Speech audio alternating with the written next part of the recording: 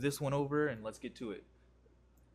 So, we're gonna go herb implications, I guess. We'll call it that. All right. So now here, let's say we put basil. Now I'm gonna start with mint because I feel like mint would be amazing. But anyway, so mint. So if I commit to that, I want to add some acidity. So that'll probably be in the form of maybe some lemon juice. Lemon, well, citrus juice, because I do use orange, so we're gonna put citrus juice. However, I have been experimenting with citric acid powder anhydrous. It hits different because the problem with using like lemon juice and citrus juice is you can like water down and kind of affect the cooking depending on what you're cooking. And so using like citric powder acid not only keeps that from happening, but also if you add it at the end in just a small little pinch, you get a nice heavy like acidity that hits different than just using juice. I use it all the time on my eggs. It's so amazing. Anyway, so yeah, if we use mint, we're gonna have to double down on some acidity. If we use basil, we could add some acidity and maybe some umami to it too, and umami possibilities. Um, since basil is more like I'm trying to think of the word for it, like earthy rather than bright than mint. I usually like to pair it with maybe something that's kind of umami, maybe some earthiness.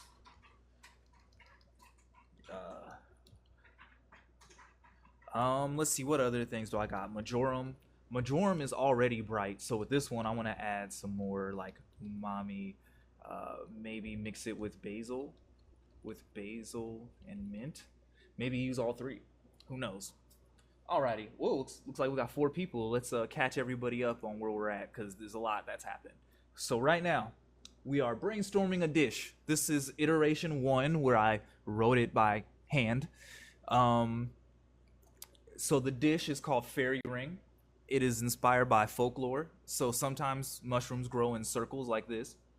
If I can scroll downward, like this.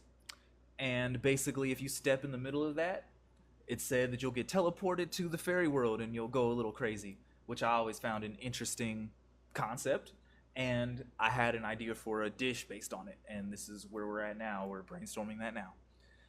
The main ingredients would be portobello mushroom caps. Those represent the actual ring itself. The brown rice will represent the dirt, and then the seasonal herbs will represent the grass. So the idea is I want to create a bottom layer on the plate of a bunch of brown rice. I'm then gonna layer fresh herbs. The herbs are actually gonna cover the entire brown rice. I don't do that here so you can see all the layers, but the herbs are supposed to kind of cover that entire brown rice layer, or at least most of it. Just like in this picture here, you notice you can't really see any of the dirt in the grass. So I was like, ooh, that would be interesting. I also think that having a full layer of herbs should give it a nice punch of, flavor, because portobellos have umami, and the rice is kind of bland by itself. Maybe if you salt the rice, it can be a carrier for the salt. I mean, better yet, let me add that into the notes somewhere here. Maybe bottom layer steamed rice, carrier for subtle salt? Question mark. Anyway, and then of course the top layer you get the umami. So if you eat them all at once, like all the layers at once, the idea is that the rice should hit the palate with a little bit of the saltiness, and then that herb should smack you in the middle, and then it should finish you off with a nice umami finish. That's kind of the flavor arc.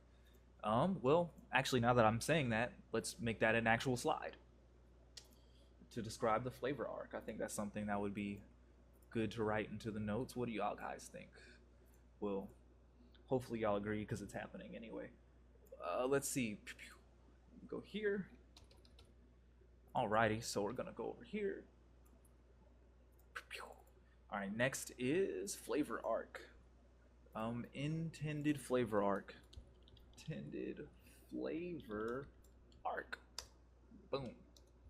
All right, so the intended flavor arc is first the rice should hit tongue. Um, if salted, it should uh, start slightly salty, but generally neutral because it's rice. Next, I spelled first wrong. Next, um, what should hit you should be the herbal layer. So the herbs should bring fresh um, aromatics and slight herbal bitterness since they're herbs. So there's some of that in there, or earthiness depending on which ones we use. Earthiness. Is that how you spell it? Close enough. And then finally on the arc should be an umami finish. Finish where the portobello's hit. From portobello's. Um, and that's the intention of the arc. Maybe acidity? Question mark. From adding some maybe citric acid. Shoot, I'm thinking of maybe using this trio of um, plants, herbs for the like leaves of this dish. I've used it a lot before, and what the heck? Oh, I opened that up. But I've used it before on some dishes, and I really like how they interact with each other. Um, but yeah, um, let's see. I'm actually liking this so far. Um,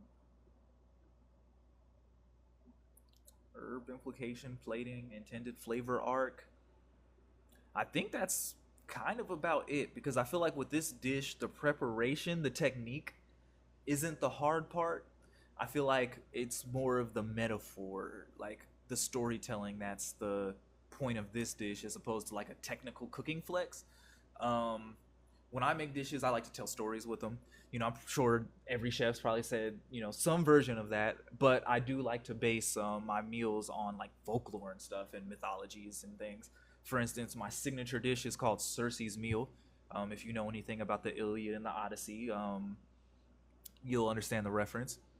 But yeah, I hope you guys enjoyed that brainstorm. Hopefully, I can do some more for y'all guys, and y'all have a good night. And let me do one more one over for everybody. So we got Fairy Ring. It's inspired by folklore because sometimes mushrooms grow in circles. You step in the circle, you go crazy. So the dish basically would be a bottom layer of brown rice to represent the dirt, a middle layer of seasonal herbs to represent kind of the grass, the top caps to represent the actual mushroom structures. We got the plating. Then we got the herbal implications with the mint, basil, majoram. I might use that as the kind of the trifecta of the herbs. And then we have the flavor arc. You get hit with the rice, which should be salted, so this should be a little nice salty start. An aromatic and maybe a